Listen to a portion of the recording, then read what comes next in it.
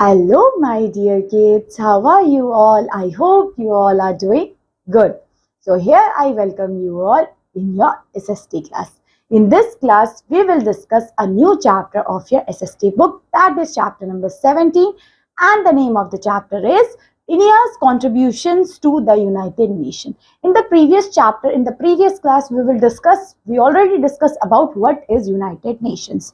How the United nation is form. हमें पता था कि यूनाइटेड नेशन क्या है, यूनाइटेड नेशन कैसे फॉर्म हुआ, उसके प्रिंसिपल्स एंड उसके ऑर्गन्स. हमने पूरा का पूरा यूनाइटेड नेशन के बारे में डिस्कस किया है. अगर आपने वो वीडियो नहीं देखी है, please have watch that video, because आपको ये चैप्टर तभी समझ में आएगा जब सबसे पहले आपको यूनाइटेड नेशन पता हो कि यूनाइटेड नेशन क्या है, वो किस प्रिंसिपल पे वर्क करती है, उनके कौन कौन से ऑर्गन्स हैं and all these things. Okay, so just have watch that video, means chapter number 16. Okay, just watch that, then after that watch this video. Okay, so my dear kids, so here we will see कि हमने सबसे पहले हम देखेंगे United nation. फिर India का क्या contribution रहा था बेटा यूनाइटेड नेशन में. ठीक है, इंडिया ने क्या ऐसे अपना सपोर्ट दिया यूनाइटेड नेशन में. We will see, we will discuss in this chapter in this class. Okay, so do you want to know, India contribution in United Nation? Do you want to know all these things? Yes. So let's start, let's have a look on it. Okay, so let's start our chapter number 17, India's Contributions to the United Nations is the chapter name. Okay, so India's most tangible contribution to the UN is a peacekeeping operation. सबसे पहले UN में India सबसे ज्यादा मदद करता है peace keeping mission में, क्योंकि यूनाइटेड नेशन जाना ही इसलिए जाता है क्योंकि यूनाइटेड नेशन को ये देखना वर्ल्ड में पीस होनी चाहिए.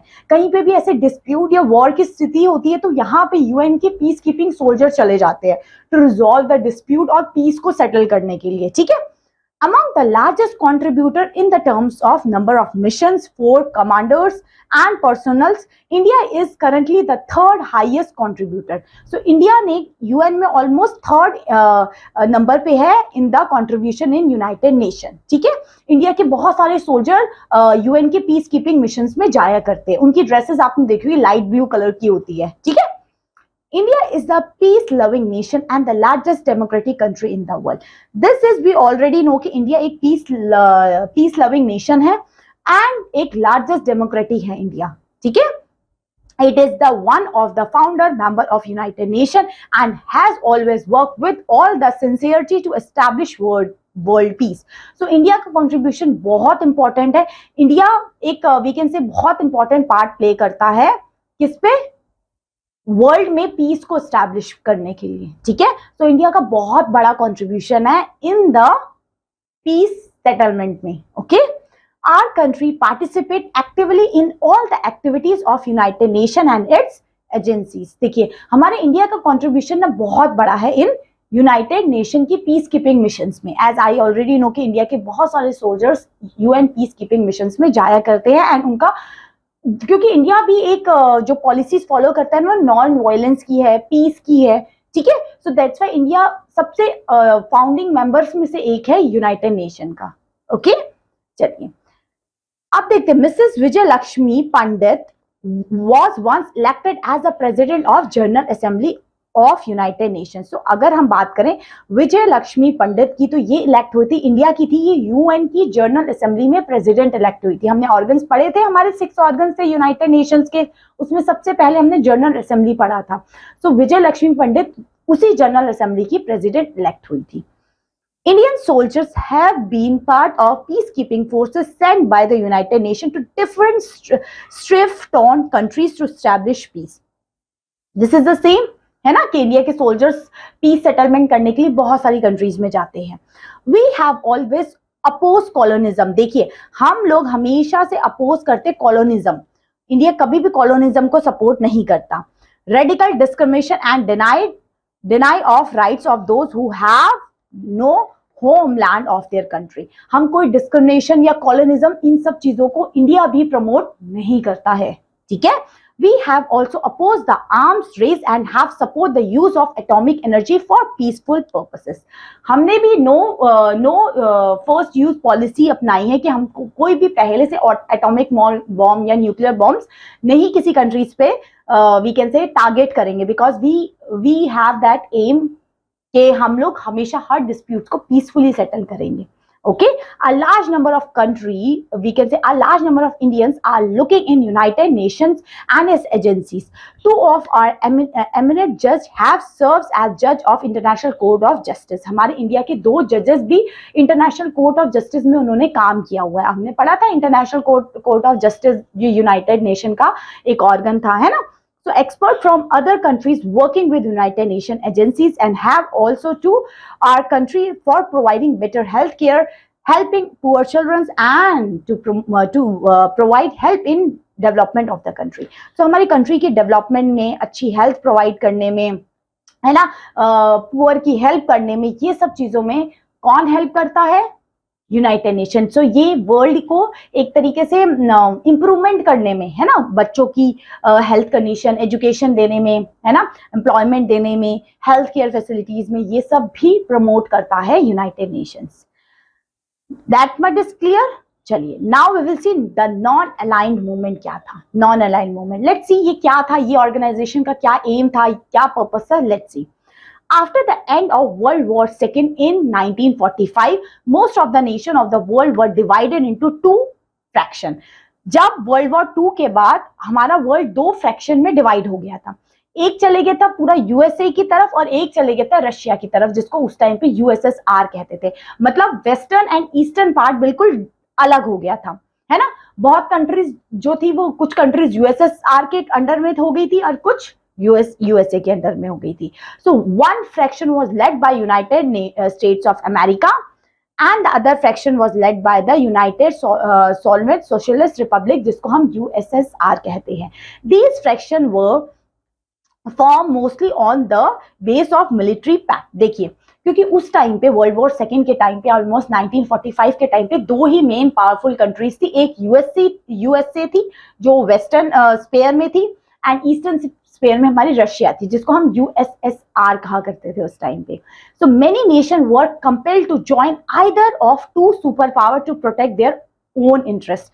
तो उस टाइम पे ना बहुत सारी कंट्रीज को ना वी कैन से फोर्स किया गया था कि या तो आप यूएसए की तरफ ज्वाइन करो, उनकी पॉलिसीज को मानो, या यूएसएसआर की पॉलिसी को. तो इंडिया ने किसको ज्वाइन किया? इंडिया के क्या थे उस टाइम पे, है ना. Let's see.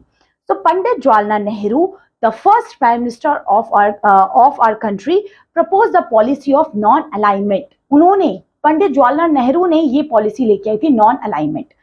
He was supported by the president Nasser of Egypt and the president of Tito of Yugoslavia. उस टाइम इजिप्ट के प्रेसिडेंट, यूगोस्लाविया के प्रेसिडेंट इंडिया को सपोर्ट करते हैं NAM में, नॉन अलाइंड मोशन, मतलब नॉन अलाइंड मूवमेंट. इसका क्या मतलब था कि इंडिया और ये कुछ कंट्रीज ना तो ये यूएसएसआर के साइड थे, ना तो ये यूएसए के साइड थे. इन दोनों के साइड नहीं थे, इनका अपना ये था. तो वो कंट्रीज आ गई थी, NAM उन्होंने ऑर्गेनाइजेशन बना ली थी. They decided not to align with any of 2 super power. इनका क्या रोल था? इन्होंने क्या डिसाइड किया कि हम ना तो यूएसएसआर की साइड रहेंगे, ना यूएसए की साइड रहेंगे.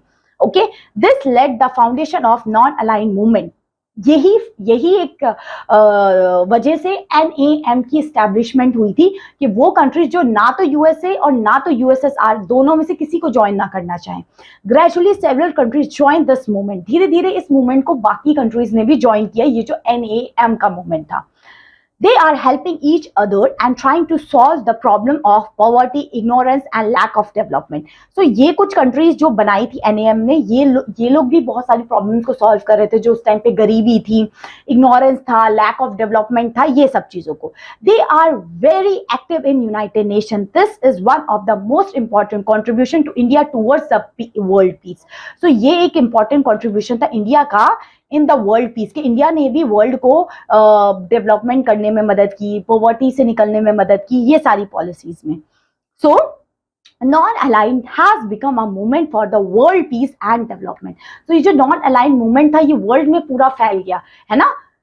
तो इस तरीके से thus India continues to play whatever role is given to it in maintaining world peace and in making the United Nations a strong and effective organization. So India का full support था United Nation की policies पे, and अपनी तरफ से अगर उनको कुछ भी contribution इंडिया को करना होता था वो जरूर करती थी.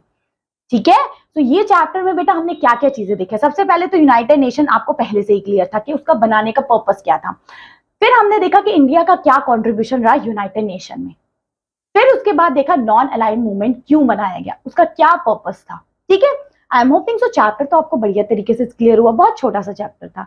चलिए अब कुछ क्वेश्चन आंसर्स करते हैं to have a look to see कि किसको इसको कितना समझ में आया है। सो फर्स्ट है आपके एमसीक्यू बेस्ड क्वेश्चन, इसको ओएमआर शीट में भी आप फिल करेंगे। फर्स्ट है world war one is ended in 1945 में एंड हुआ था world war one. 2 world war हुए थे, है ना। वर्ल्ड वॉर 2 के बाद ही यूनाइटेड नेशन की स्टैब्लिशमेंट होती है 24 अक्टूबर 1945 में।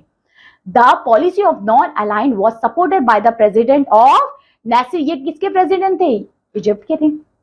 Next, fill in the blank was acted as the president of General Assembly in United Nations। कौन प्रेसिडेंट इलेक्ट हुई थी जनरल असेंबली की? विजय लक्ष्मी पंडित।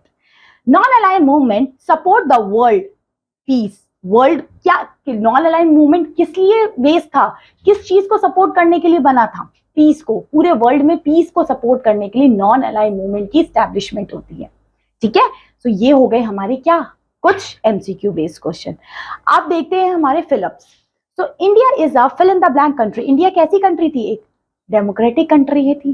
ठीक है, next, India has always oppose colonialism. India किसको अपोज कर रही थी? कॉलोनिज्म को अपोज कर रही थी, तो यहां क्या आएगा? Colonism. Next, third, a large number of India are working in United Nation and its member. So बहुत सारे इंडिया के वी कैन से मेंबर्स लोग यूनाइटेड नेशन में वर्क कर रहे थे एंड इट्स मेंबर के तौर पे। किसमें? यूनाइटेड नेशंस में। Fill in the blank soldier have been a part of United Nation peacekeeping force। So कौन से सोल्जर्स थे वो? यूनाइटेड नेशंस के सोल्जर्स थे, और we can say Indian soldiers थे बहुत सारे, जो किस पे पार्ट ले रहे थे? यूनाइटेड नेशंस की पीस कीपिंग फोर्सेस में। ठीक है, जब भी कोई वर्ल्ड में ऐसी सिचुएशंस आती थी, कोई वॉर की या फिर कोई कहीं पे डिस्प्यूट्स हो रहा है, तो इंडिया के भी बहुत सारे सोल्जर्स जाते थे वर्ल्ड लेवल पे लोगों की हेल्प करने। नेक्स्ट है non alignment is a movement for world peace and security. Okay, next, India is one of the fill in the blank member of United Nation. India कौन सा member था? One of the founding member था। ठीक है, next, non align movement is for world peace. Non align movement किस लिए बनाया गया था? वर्ल्ड पीस के लिए। ठीक है, चलिए अब है इसकी कुछ मैचिंग, सो मैच करते हैं। सबसे पहले विजय लक्ष्मी पंडित, ये कौन थी हमारी? ये थी हमारी प्रेसिडेंट थी जनरल असेंबली की। नेक्स्ट, प्रेसिडेंट नासिर, ये कहाँ के प्रेसिडेंट थे? इजिप्ट के प्रेसिडेंट थे। एंड ये कहाँ के थे? यूगोस्लाविया के थे, तो टीटो यूगोस्लाविया के थे। और जवाहरलाल नेहरू ने क्या प्रपोज किया था? आपका non align movement. And India क्या था? इंडिया एक फाउंडिंग मेंबर था किसका? यूनाइटेड नेशन का। ओके, चलिए अब इन स्टेटमेंट को आपने रीराइट करके लिखना है। ठीक है, जैसे लिखा Mrs Vijay Lakshmi Pandit was the president of United Nation. No, United Nation की वो प्रेसिडेंट नहीं थी, वो थी किसकी? जनरल असेंबली की। ठीक है, India has always support colonialism. नहीं, सपोर्ट नहीं आएगा यहाँ पे, क्या आएगा? अपोज आएगा। ठीक है, जो गलत स्टेटमेंट है ना, जो चीज गलत है उसमें हमने क्रॉस कर देना है। President has propose the idea of non align movement. No, ये थे कौन थे? जवाहरलाल नेहरू ने प्रपोज किया था एनएएम को। ठीक है, Fourth, the most important contribution of India towards the world peace is to become a super power। नहीं, सुपर पावर बनाने का काम नहीं था इसका। ठीक है, ये लोग सुपर पावर के साथ ऐड नहीं होना चाहते थे। ठीक है, next, the country who join NAM were led by the USSR। नहीं, ये USSR ने लेड नहीं किया था। इनमें ये कंट्रीज थी, इंडिया थी, यूगोस्लाविया थी एंड इजिप्ट थे। ठीक है, जिन्होंने NAM की फॉर्मेशन की थी। नेक्स्ट है इंडिया, इजिप्ट एंड फ्रांस। नहीं, फ्रांस नहीं आएगा यहाँ, यूगोस्लाविया आएगा। ठीक है, जो NAM का पार्ट थे। ओके, तो ये सब क्लियर हुआ। अब we will see about some question and answer. चलिए, फर्स्ट क्वेश्चन है how is India helping in the functioning of United Nations।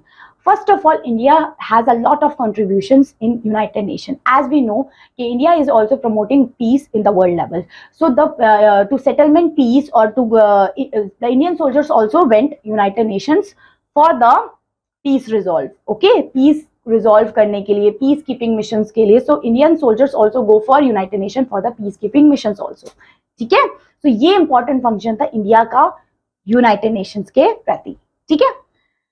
Second है which India became the president of the general assembly, कौन था Indian जो president बना था, विजय लक्ष्मी पंडित, ठीक है।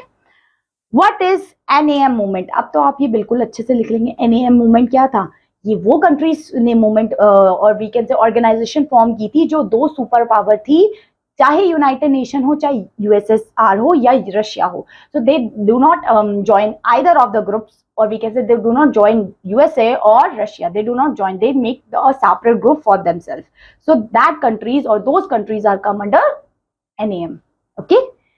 Who were the three founding leaders of NAM, कौन थे फाउंडिंग मेंबर्स, इंडिया था, इजिप्ट था एंड यूगोस्लाविया, ये तीन फाउंडिंग मेंबर्स थे जिन्होंने they form the NAM group, okay.